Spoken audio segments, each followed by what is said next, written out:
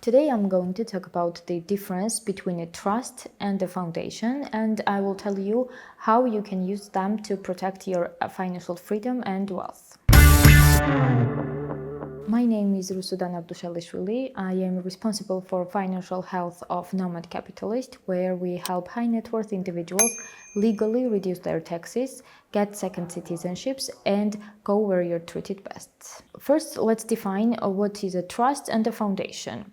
A trust is a fiduciary relationship in which one party, known as a trustor, gives another party, that is a trustee, the right to hold title to property or assets for the benefit of a third party, and the third party here is the beneficiary. A trust is formed when the legal owner of the assets transfers legal ownership of the assets to the individuals or a corporation for the benefit of family or friends. On the other hand, foundations are considered a hybrid between a trust and a company. A foundation is an entity without shareholders, and it's governed by a council in accordance with the foundation's constitutional documents. Now, what's the main distinction between a trust and a foundation? The first difference, I would say, is that a foundation needs to be registered to exist and to be effective, unlike a trust. And the second difference is that a foundation is incorporated. It's a legal entity with its own legal personality, where trust is an agreement between two parties. In a trust, there is a split between the ownership of the assets, where it is being owned by the trustee, and in the foundation, there is no such split. The foundation is the full owner of the assets. I'm sure all these are great and very informative, but the key takeaway here is that you can use both trusts and foundations to protect your wealth, and I will tell you how. Generally, what you do is you put your assets in a trust or a foundation to separate yourself and any future litigation consequences from affecting your assets. In this way, creditors cannot claim any of your assets. A number of countries offer great opportunities for trusts and foundations, with governing laws protecting your assets.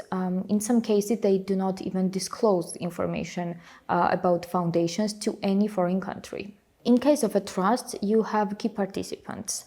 So the first one is the settlor. So the settlor is the person setting up the trust. That would be you, who wants to protect the assets. Then you have the trustee. Typically, this should be a company or a professional trustee service. The third participant is the protector, and it's supposed to be the person that settlor trusts the most. It's a business partner, accountant, or a life partner. And this person has the most power in the structure. And then you have the beneficiaries, people that will benefit from the trust in the future. It can be anyone you want, but you have to make sure you are specific in the trust deed, so list their full names. Countries like Cook Island, St. Kitts and Nevis, Belize, the Bahamas, Singapore, they all provide great opportunities for trusts. The terms and conditions vary, of course, but mostly the benefits are the same. You protect your assets.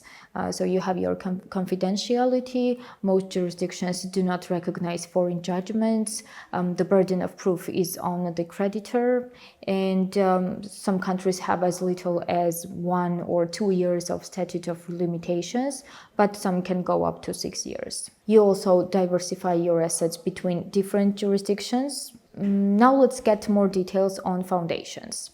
So they are legal entities established by a founder. The founder can be an individual or a legal entity, and they do not have shareholders, but they do have a council. The purpose of the foundation is to preserve assets for the founder or the beneficiaries.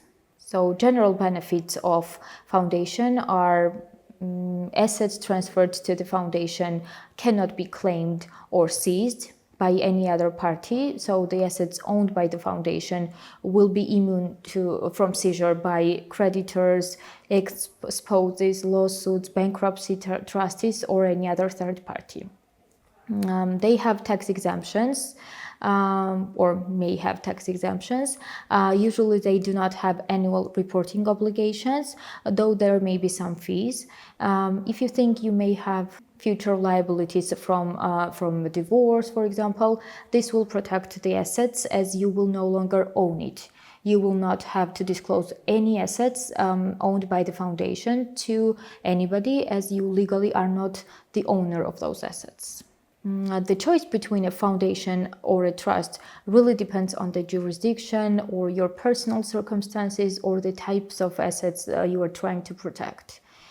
Usually the most effective way to integrate trusts or foundations in your assets protection strategy is to include a limited liability company in the structure as well. We constantly hear about different changes in the legislation that have negative effects on the taxpayers' lives, varying from additional taxes or to asset seizures.